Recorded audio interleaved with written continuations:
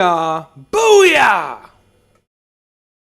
Ladies and gentlemen, it is 7:01 p.m. Eastern Standard Time here on the East Coast in good old central New York. I am your host, Philip the Situation White, and we are back for the 70th episode of the Primetime podcast. I am very excited to get into it. I'm going to probably today not go as long for two reasons. One, I want to watch NBA playoffs begin. And two, I want to watch NBA playoffs begin. And third bonus reason, once again, as always, I haven't eaten all day. So now I am here reporting. I got three things to get into in today's episode. First, I got to get into something I already talked about yesterday because there's a new development going on in the what I will call the Huzz situation, so I will leave it at that. Secondly, and also thirdly, because it's the other two things we're going to talk about, the playoffs, the NBA playoffs start tonight, and they lead off, of course, with the play-in tournament, which, of course, we'll have tonight. The Heat, the Miami Heat, will face off against the Charlotte Hornets to keep their seasons alive, who will advance for a shot to play for the 8th seed. Meanwhile, the Phoenix Suns and the Portland Trail Blazers will battle against each other at 10 o'clock p.m. Eastern Standard Time tonight to find out who gets to control the 7th seed and who will be fighting for their life to remain the 8th seed on the west side of things. So, two very, I think, very fun, potentially very fun play-in matchups. Of course, probably won't have a larger effect on the overall playoffs, but I think they will be incredible watches. I think they'll be incredibly exciting getting to see some of the, from the Suns' perspective, seeing a team that has a chance to fight back to get into the playoffs after missing last year. The Portland Trail Blazers, who have been slightly on the rise, especially with Denny leading the charge there. And then on the Eastern side, seeing the Heat just once again being the typical culprits being in the play-in tournament, and the Charlotte Hornets with their first chance to be there in the playoffs in what I want to say it was like at least 5 or 6 years, I believe, is what we were looking at. It's been a while. It's been a while since we've seen the Charlotte Hornets be remotely relevant. So should be a very interesting one overall. Should be a very entertaining little play-in tournament. But before we dive into the matchups, before we dive into the main headlines that I think are going to dominate those two play-in games, we got to talk about none other than Miss Russini herself, because there's been an update, ladies and gentlemen. There's been an update. It was official, I believe, as of 2, maybe 3 hours ago now at this point. Dianna Russini, following the pictures that have leaked of her with Patriots head coach Mike Vrabel at a motel, it is officially out that she has resigned from her position on The Athletic as a reporter. She is, after being already placed on leave as they were investigating this issue, she is now chosen to resign. And that, first of all, kind of just confirms pretty much everything we've already been speculating and knowing. I don't think in that position you resign if that's not clearly and obviously what's happening. There's not much else I could say outside of that. Just in the general sense that I think this was just really, really dumb of two people who are grown adults. Like, it would be one thing if you were like in the comforts of your own home and paparazzi was getting in on you. And I'm not excusing cheating on your spouse. It's more of the fact that why are you going to cheat on your spouse in a very public location where people are likely to see you, recognize you, and can just freely take pictures of whatever is happening. And that's just very bizarre. It's very, very bizarre to even do that. If they were ambushed by the paparazzi, maybe that's a different story. But this is just straight up, you got caught. And I was mentioning this yesterday in the free refill that I did yesterday.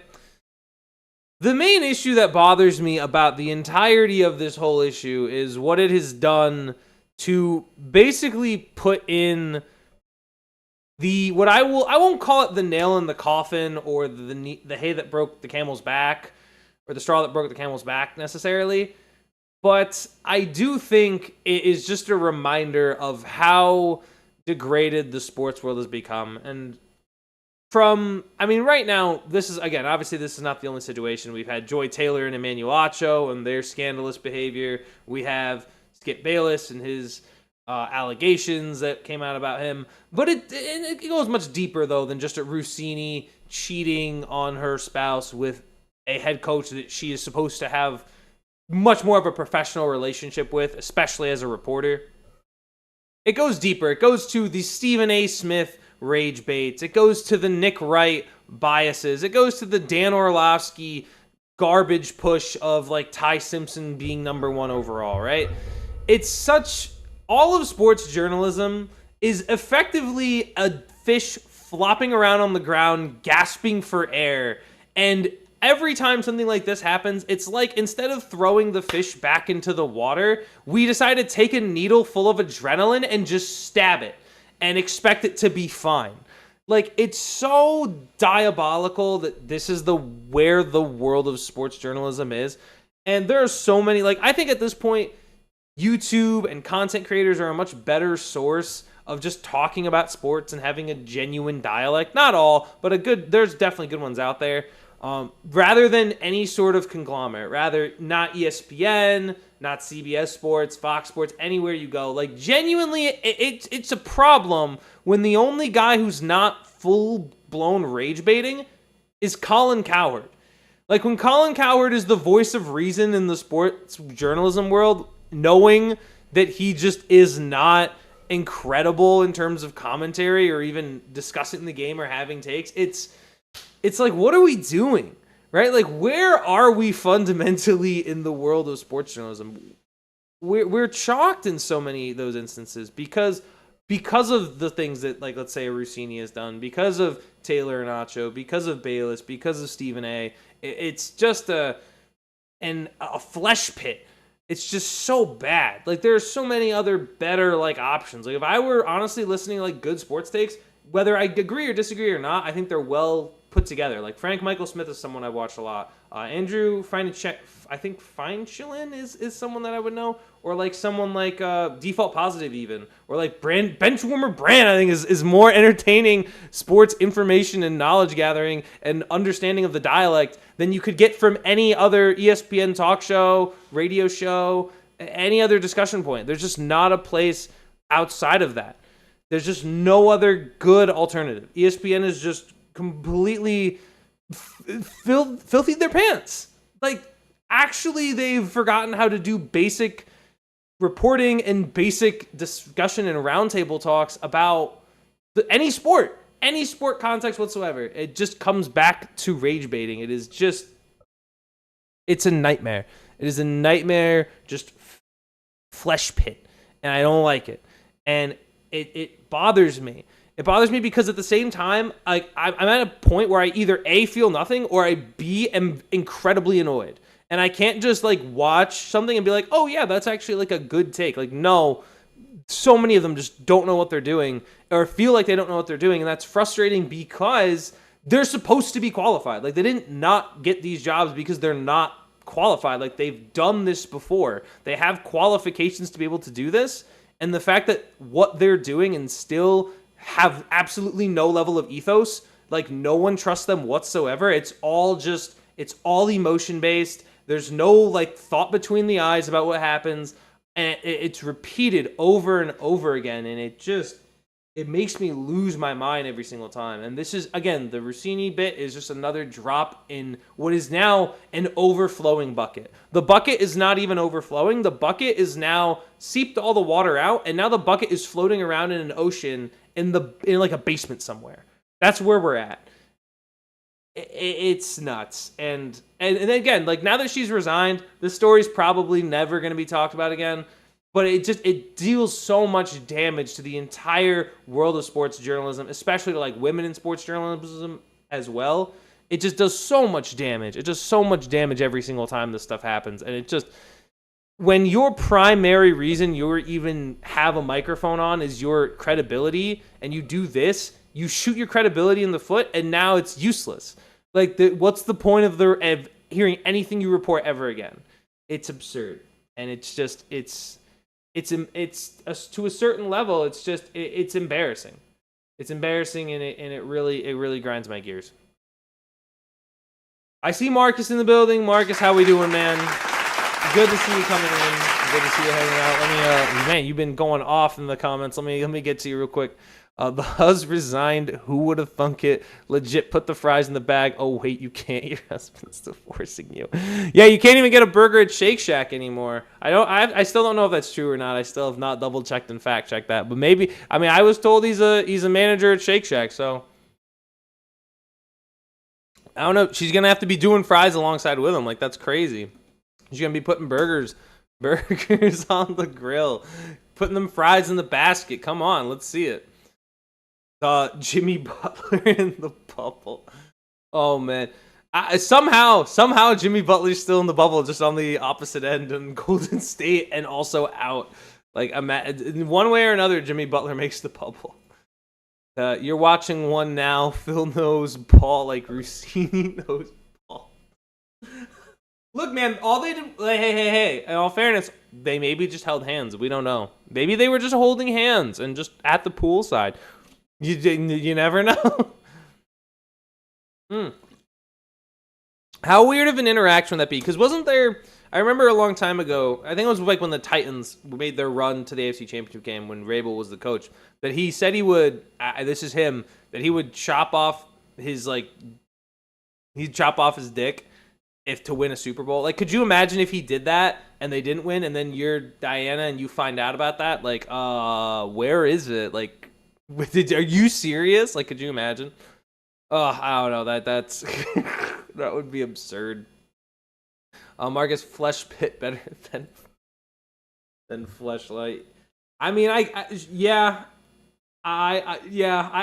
would prefer them to be neither, though. Why can't they just be like a luscious green field or like a decent like meadow? Why does it have to?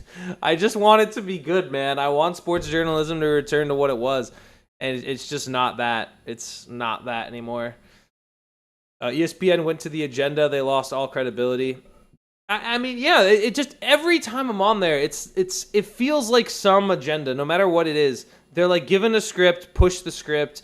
Don't have any nuanced conversation. Like, Nick Wright is to me one of the primest examples, being such a Chiefs diehard, and like for the entirety of, let's say, the 2025 season, the agenda that the Chiefs were going to eventually bounce back. I mean, I kind of thought they had a chance to, but I mean, at a certain point, like, and then it got to not even the Chiefs bouncing back, came to a point of like, oh, it couldn't possibly be on Patrick Mahomes, and Patrick Mahomes had one of his worst years. Like, I don't know, the level of bias. No, I do know. Level of bias that like each individual has to like certain teams, and it's fairly obvious, is kind of crazy.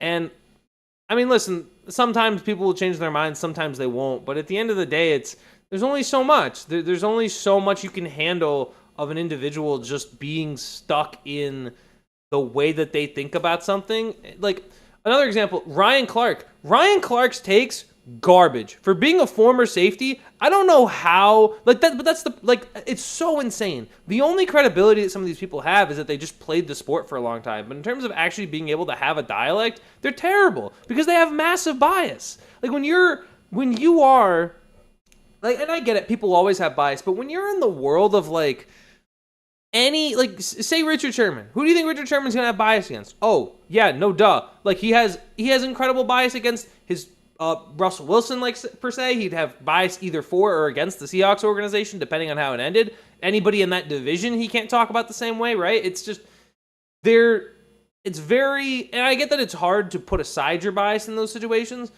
but if you're not going to be able to, then give it to somebody who will. Give it to someone who cares and wants to actually do good reporting. Don't just throw in somebody who used to be a player and presume that they're going to be good right away. I'm not saying that they can't be, like that they can't be good, but I mean, like Emmanuel Acho, dude, guy's got no business. Guy wasn't in the NFL that long, and also isn't even good at commentary. So like, why are we doing this? Why have that? Why have that when it's someone who just genuinely didn't give enough of a crap to take it seriously and ended up in a weird scandal with Joy Taylor? Like, really? Seriously? That's where we're going? All right.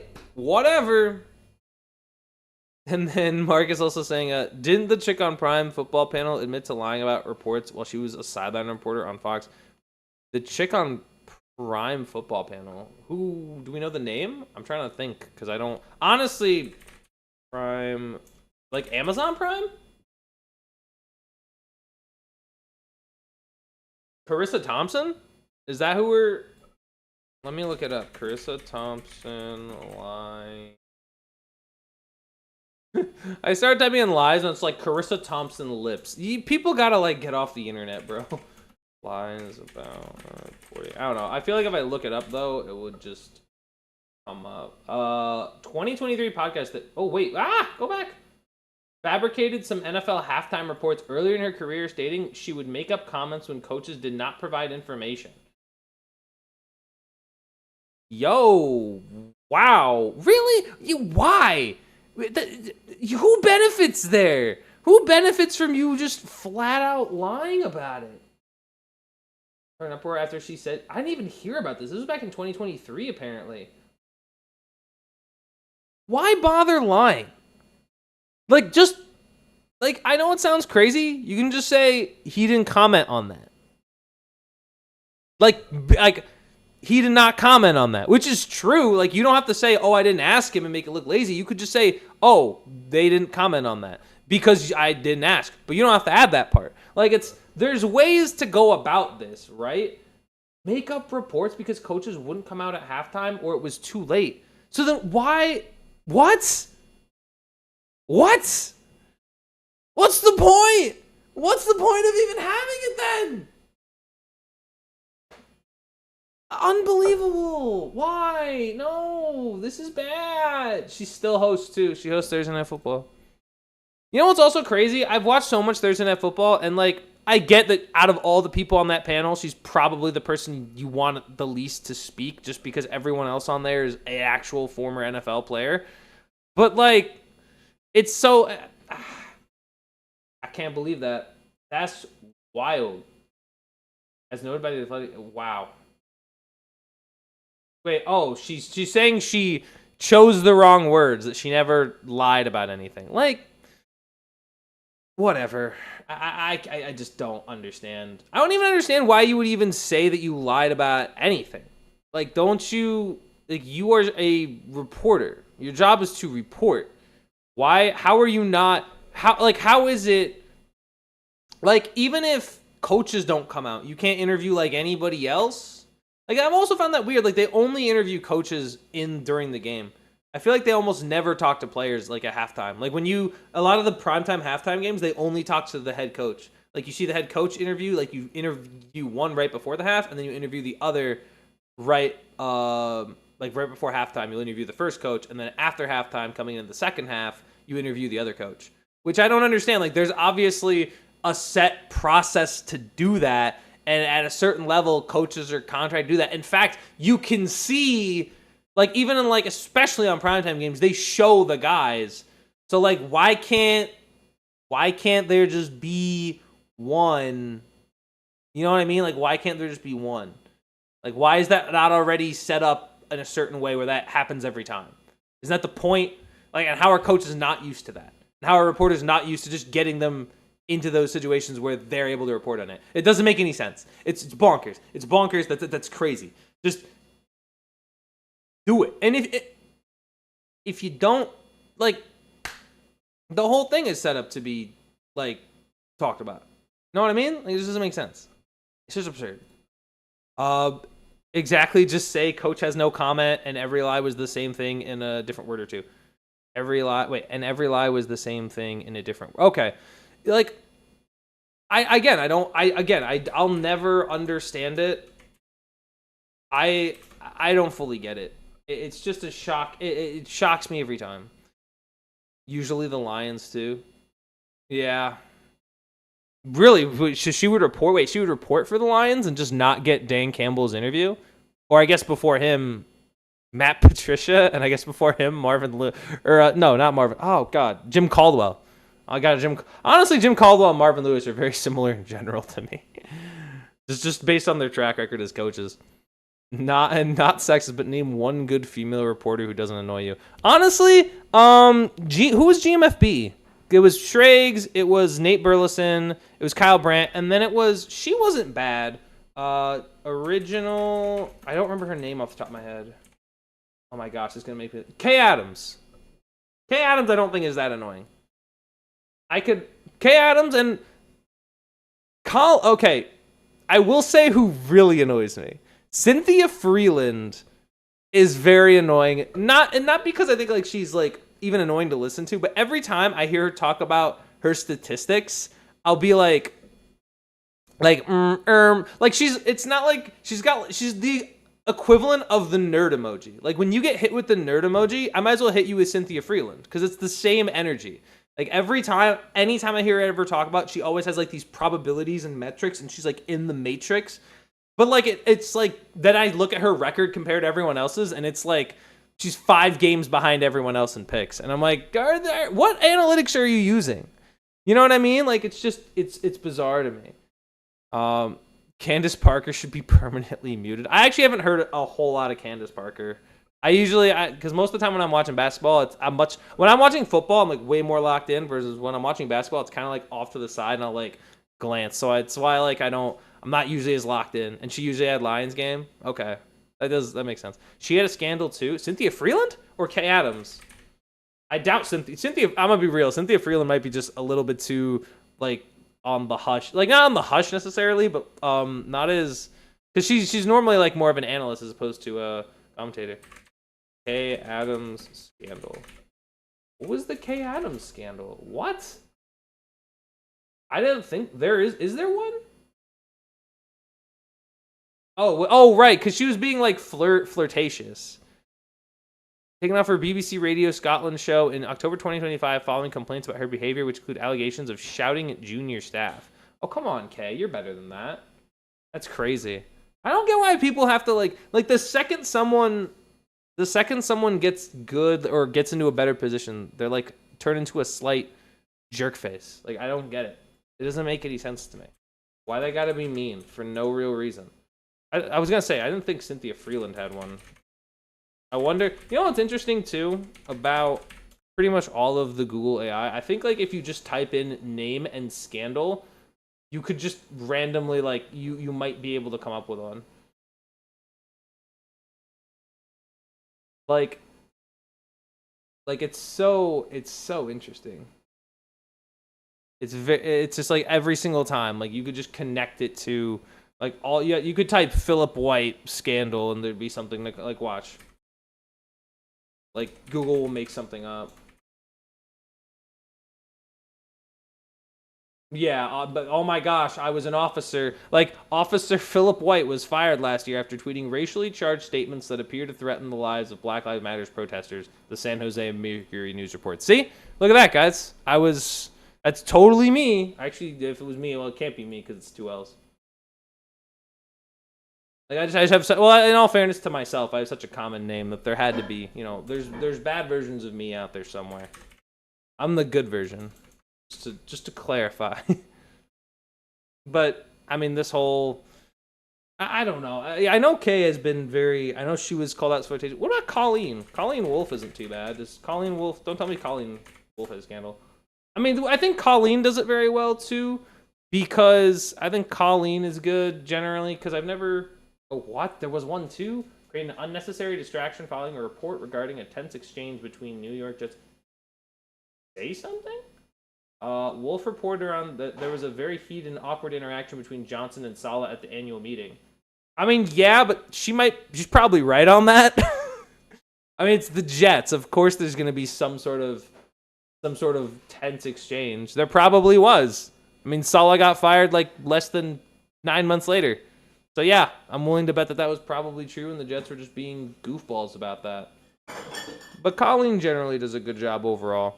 I feel like she does in terms of, I would say in terms of just her being a general host, she does a pretty decent job because she doesn't try to get in the way of everyone else. I feel like she's very good at just being sort of a mediator in terms of the people she interviews as opposed to like needing to interject. But overall, I mean, I do see your point, Marcus. I do see your point. That they can get almost every single like personality that I've seen is just generally annoying. The only one, honestly, that doesn't make me annoyed anymore is Colin Cowherd. Like, he used to annoy me so much, and now I'm like kind of whatever. Like, at least he gives his trash takes and he goes home. I don't have to deal with any baggage with Colin these days. But enough of the Russini update. I'm sick. I've been talking about it 2 days straight now. Let's get into this. Let's get into the Hornets heat. It's about to tip off in 3 minutes. I'm super excited. I wanted to look into kind of the matchups because I've watched probably slightly more Hornets basketball, surprisingly, than Heat basketball, just because I'm going to be honest, the Heat are just playing merchants. We kind of feel that way, but it should be pretty interesting. The one thing I would look for, especially in this matchup in particular, I was looking at the depth charts overall, like seeing who's, like in terms of who's going who. Honestly, I like the Hornets just roster-wise coming into this game. I mean, LaMelo Ball's been very good this year.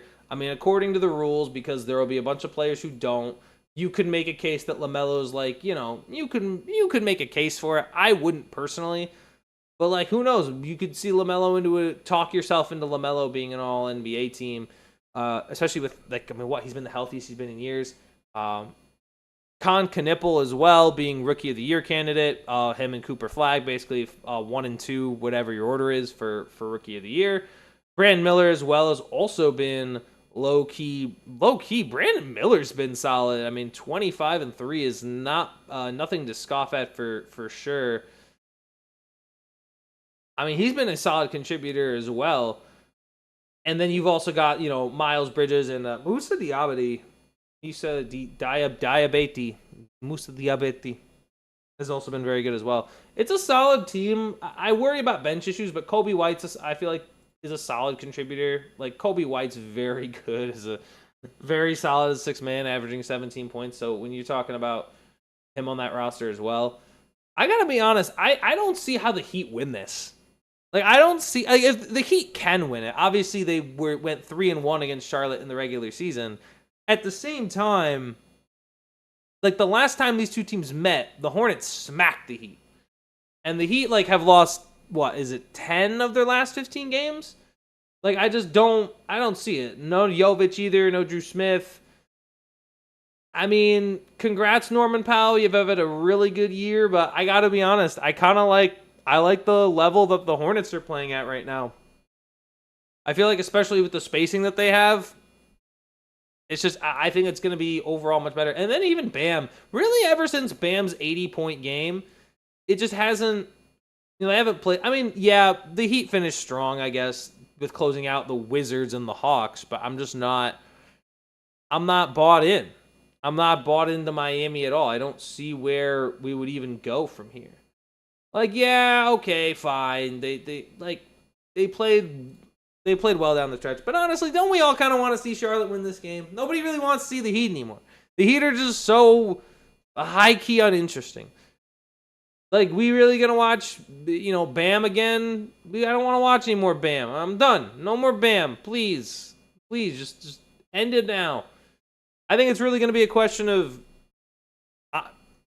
honestly, who needs to be the X factor in this game? You know who needs to be X factor in this game? It just needs to be Nips. It needs to be Con Knipple. I need Con Knipple to go off in his first playoff debut.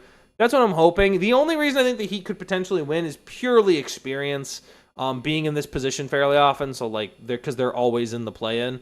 That's the only reason I think they could genuinely win. But I think the Hornets, just the way that they've been playing, I think is more fun, more entertaining basketball, and would overall just make a, I think, more intriguing matchup as an 8 seed for the Pistons than the Heat would. Like, I think the Heat would get rocked by the Pistons, but I think the Hornets can at least make a matchup with the Pistons a little bit interesting. Mark's also saying, damn. Look, man, I didn't do that. I was not that officer. It was not me. It wasn't me. I'm not even an officer. And also saying, I liked Michelle Beadle. Michelle Beadle. Hold on. I gotta know who this is, because I actually don't know if I'm... Where have I... Oh, she looks familiar. Oh, the Spurs broadcast team. Honestly, fair. I see it for sure. I like the I just like the Wikipedia articles and how they fill out random people and how much different it is person to person based on how they fill it out. Like, oh, she's a dog lover, so how can you not love a dog lover? You know what I mean? Anyway. Well, moving on. Jay is in the building as well. Let me get Jay's applause as well. Jay's asking, what if Melo does something crazy like turn down a layup for a missed three and the Hornets lose? Do you think he crashes his car in downtown Charlotte, maybe drive through the Panther Stadium? Yeah, maybe. I could see it. I think actually that... No, you know what? Here's what needs to happen. We need to take away Melo's cars and make him drive on those little scooters. Because there's like those electric scooters that you can pay for to like drive around the city. Just give him one of those. Then he won't be stirring up trouble. He won't be driving his car incredibly fast late at night. It'll be fine. It'll be much better as opposed to anything else. That would be my take. That would be my opinion. That's where I would go.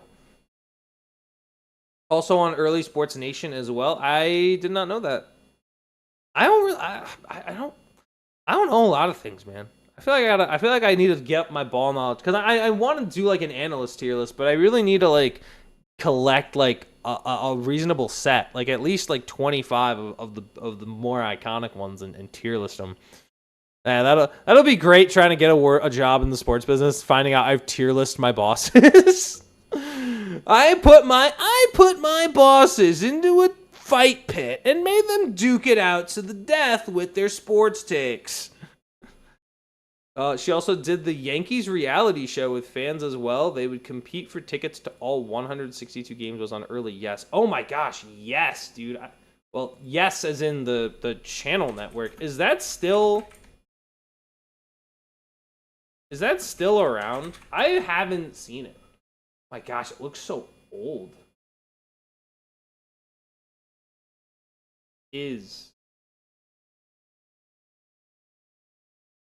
I feel like it is really.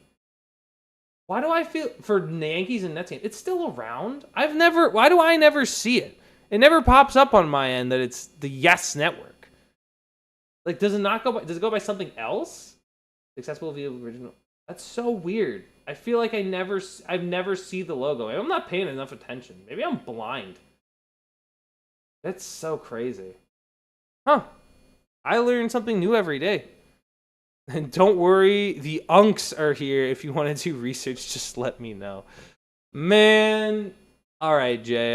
Send me just a catalog of all the unk stuff, and I'll do my research. I'll write a 10-page paper and present it with slides and transitions and all that. Yeah, Iron Eagle would do New Jersey Nets games on Yes as well. Oh shoot, yeah, Iron Eagle. Honestly, Iron Eagle might be like actually A tier. Like if I were to rank him on like announcer tier list, I have no problems with him. Not yet. Not yet. I'm sure there'll be something that'll annoy me, but never really had an issue with him in terms of his either commentary or his broadcasting, or his son for that matter. Or unless is he the son or is he the older guy? Because I know there's two, but I always get him confused. I don't be paying attention. Anyway, for this game, for the Heat Hornets, I'm going to roll the Hornets because I think they've been playing better basketball the last 2 months. The only thing is, the logic could be that the Heat are actually slightly more experienced and could win this game, but I'm going to roll Hornets. I think Hornets eke it out. I would say by 5. I think it'll be a close game just because I think the Heat do have some exceptional players, but I would also say the Heat will keep this much closer than a lot of people would think. I don't think the Hornets might surge early. I think the Hornets will surge early, have an early lead, and then we'd be looking at the Heat potentially bouncing back, getting close, keeping the close game, and the Hornets I think probably Brandon Miller clutch 2 to put it out of reach or something like that. That's the vibes I'm getting from this game. Okay. And then Ian is the dad. Noah's the son. Noah Eagle. Yeah, Ian Eagle just sounds like Noah Eagle's good. Ian Eagle just sounds so iconic there, just off of the 2. All right, that's Hornets Heat. I feel very confident in saying that the Hornets will win that game, despite I know that he have experience, but I really just don't see it. But then we get into the main course, guys. I mean, come on. This has been Phoenix all year. Phoenix now goes into a matchup against the Portland Trailblazers, and there are some particularly interesting things to note on what we've been talking about. So, let me start with this. The Phoenix Suns will be facing off against the Portland Trailblazers. Blazers, I believe, will be down Jerami Grant, which is, I feel like good for us, but I also really don't like Thibault having to play against him defensively. Grayson Allen, of course, being day-to-day does kind of concern me, so hopefully he's good to play tonight. This game's going to come down to two things. Number one is very simple. If Phoenix wants to win this game, they need to generate turnovers like they've done all year. They are a top 5 team in terms of steals. I think they average 9.5 a game. They need to be swiping the ball. Dillon Brooks needs to be playing good defense. They need to be advantageous, take advantage of steals and turnovers and fast break opportunities when they can against this Portland team. Because Phoenix is not maybe the strong team that they were 3 years ago when they were a 1 seed and making a sneaky run to the finals. They're a very different team now. They're a gritty kind of team. They need to play tough defense, so they need to generate steals. The other thing is, in my opinion, in this game, they need to give Kuman Mulak significant minutes. If he is not on the court for at least, I would say, probably 20 minutes, I think it's going to be a long night, because as much as I hate to say it, Mark Williams is not a better rebounder than Donovan Clingan, who's probably going to be matched up with tonight. Clingan is a very good double-and-double guy. He's been very solid all year on the boards. Blazers are, I think, the 6th best rebounding team in the NBA. You cannot allow Donovan Clingan to get going on the boards. You cannot allow them to be out-rebounding you, especially on the when the Blazers have the ball on offense. If he's out-rebounding you in there, that's a huge problem. And I don't think Mark Williams is going to be able to I would rather have Mulak. I think Mulak is going to be able to get more rebounds more consistently. You're not going to get a lot of scoring. That's fine. You're going to get scoring from elsewhere. But I think you need to set the tone of how you are going to win the battle on the boards. Because if you lose the battle on the boards, I think Portland's going to win and not win comfortably, but they'll keep a steady lead for the majority of the game and ultimately win. Because I'm going to be honest, Phoenix is a small team, and you have to take advantage of any size that you could possibly have. Mark Williams has been solid, but hasn't quite been the guy in terms of getting the boards. I think we need to have Mulak out there for more minutes, and I want to see him get more minutes. They spent a top 10 pick on him. He needs to be getting more minutes, especially going into next year. He's got to get more chances. I mean, in the few times I've seen him, he gets 13, 14 rebounds in those games. He is, and listen, I don't know if you remember a few weeks ago, he's stuffed Cooper Flagg who was going up on the rim. The Suns need a little bit more of that tall post defense physicality, especially in the paint, because of how small they are everywhere else. The starting lineup is genuinely it's Book, it's Green, it's Jordan Goodwin, and then Dillon Brooks plays power forward. Dillon Brooks playing the 4. They're not a size team. So they need to take advantage of whatever size they can get, especially against a very good rebounding Blazers team. I do think the Suns have it. I do think ultimately as good as Denny Avdija has been this year, I don't know where they're going to get the rest of their scoring, especially with someone like Jerami Grant being out. All right. Well, actually, right now it says game time decision, but right now it says he's out. So I don't know. He might play, but I gotta be honest. I think if let's say Book puts up his typical 30, and then if we would have if Book puts up 30, Jalen Green puts up it's not even Jalen Green really. It needs to be more like Colin Gillespie, or if he plays Grayson Allen. It needs to be those guys. They need to start hitting their threes.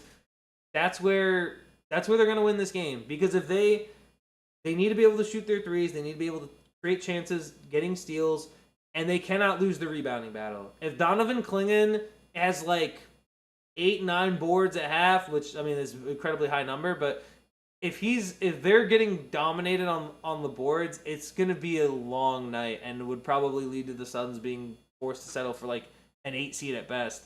Because and I think the one thing, like obviously I don't think Portland nor Phoenix or especially not like Golden State and probably not the Clippers are really gonna give neither the Spurs nor the Thunder a tough time. But for Phoenix specifically, what they've done for the majority of the year, and especially kind of cooling off in the second half of the season, I really need Phoenix needs to at least make sure that they like win this game to carry some of that momentum, because in the first for the first 3-4 months of the season, they were a sneaky team. They were playing incredible defense. They were pretty good, all things considered. And then it just never stayed. It never materialized. I mean, and you could argue, oh, they played better teams, but the reality is they were beating good teams in that stretch too. It's not like they were beating nobodies in that stretch. Like they were beating the Spurs in a lot of big moments as well.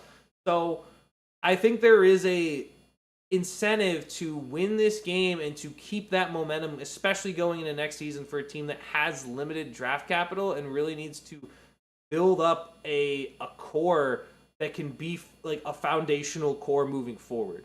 Because right now, the culture is definitely there. I think Ott is bringing back a culture that Phoenix kind of lost, especially after they went into a year with Budenholzer and Vogel, right? Ever since then, the culture's been gone. Like, it's essentially evaporated for Phoenix when they brought in these coaches that were former, guys who had won that, I mean, what did it matter? Right? Like, it did not make any difference. So, yeah. I mean, they needed... what Monty Williams did was... I mean, that was... him, especially with Chris Paul, brought in a culture, right? And then that culture wasn't enough to get them there, and then they moved off of him. They claimed it wasn't good enough to get there. They moved off of him to get guys who were going to continue the culture. Neither of those guys were the reason their teams won. The reason why Vogel and Budenholzer won chips is because of the immense talent that they had on those teams. But when bringing in someone like Kevin Durant was just never going to mesh well because KD's just not a team player, and it's been clear over the last 7 to 8 years that, yeah, he's just not a team player, and it's very difficult to build a cohesive team that has decent chemistry around him. So you were going to bring in Vogel and Budenholzer after they had like LeBron and AD or like Giannis and friends respectively, right? Like it was never going to pan out in Phoenix with those, right?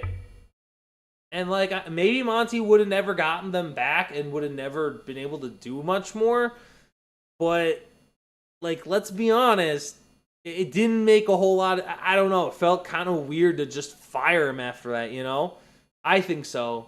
As painful as that crushing loss was to Dallas, but Doorknot's in, and it feels like he has some semblance of culture being built.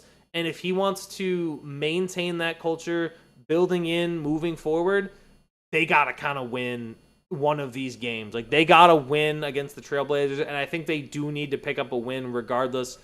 Against the Spurs, they would need to pick up at least one win. 2 is asking a lot, but if they can pick up 1. Then I think at least you could say, okay, this is a team that can actually go somewhere and get things done and have a legitimate culture moving forward, despite maybe not having the draft capital. Because I mean, you've got someone like Devin Booker who's as loyal as he is. There's a way to build a culture, especially around a player who is as loyal as Book is. But I mean, yeah, that's where we're at. I really need this team to lock in and get this win tonight. So I'll be tuned in at 10 p.m. I will be up late, and I will be pounding Red Bull to stay awake because I've been eepy lately. But I'm gonna need this win, man. I need this win like nobody's business. Mark is also saying, I think the Suns get this, but watch out next year for the Blazers when Dame comes back. There's no way. There's no way Damian Lillard comes back and there's no way. Happen, man. 35-year-old Dame is gonna come back to Portland and He's going to come back. He's going to be healthy, and he's going to lead the Blazers to the promised land with Denny Avdija and Donovan Clingan. Is that going to be the case? I don't know, man. We'll have to see. We'll have to see. Then, honestly, I'll be honest, that to me would be an incredible story.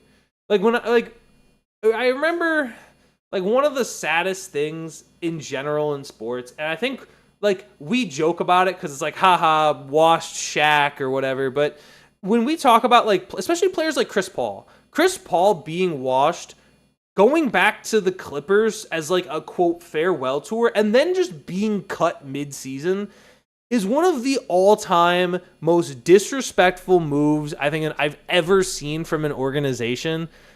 I mean, my gosh, it's so sad seeing, like, a player who was so good now basically be washed. Like, it's one thing for, like, a player to be in, like, kind of a, I guess, like a smaller role, like a role diminish, and that's one thing. But to see them just be so washed that it's at that point where the Clippers actually cut him is just, it hurts to see.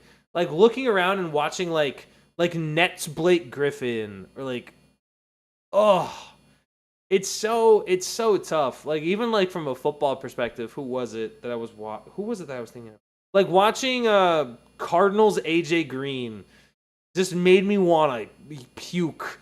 Like, Cowboys T.Y. Hilton. Actually, to be fair, Cowboys T.Y. Hilton made that crazy 30-yard catch on, like, 3rd and forever to keep the game going.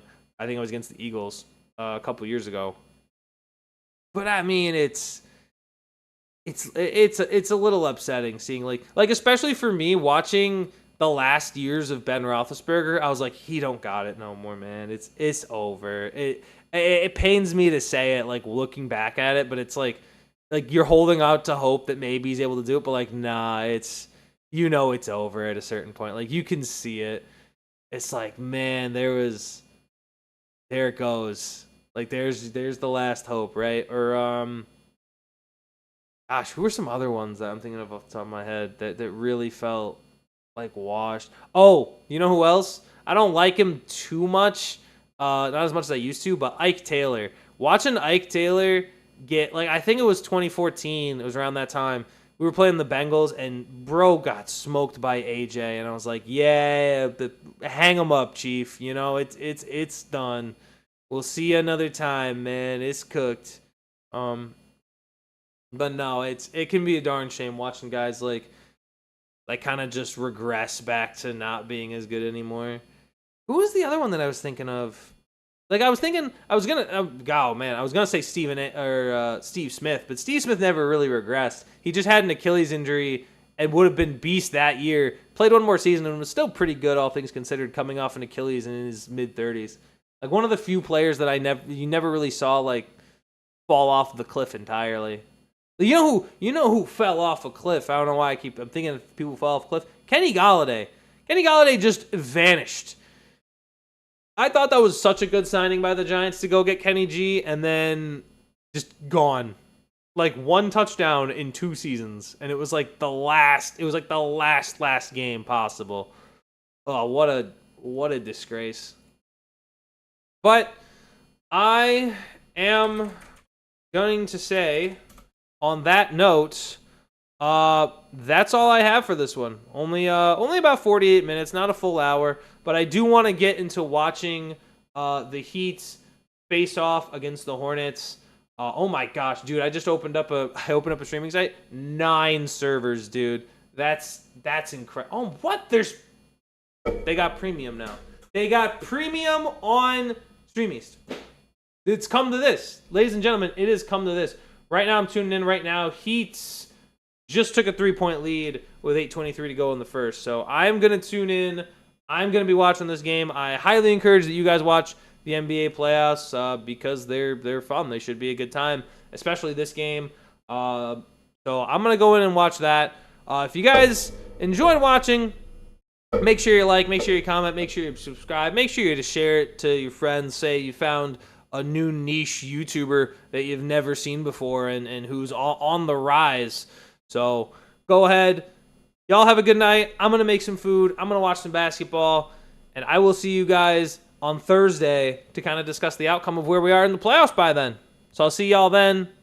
Thank you always for watching. Have a good night. Love y'all. Peace.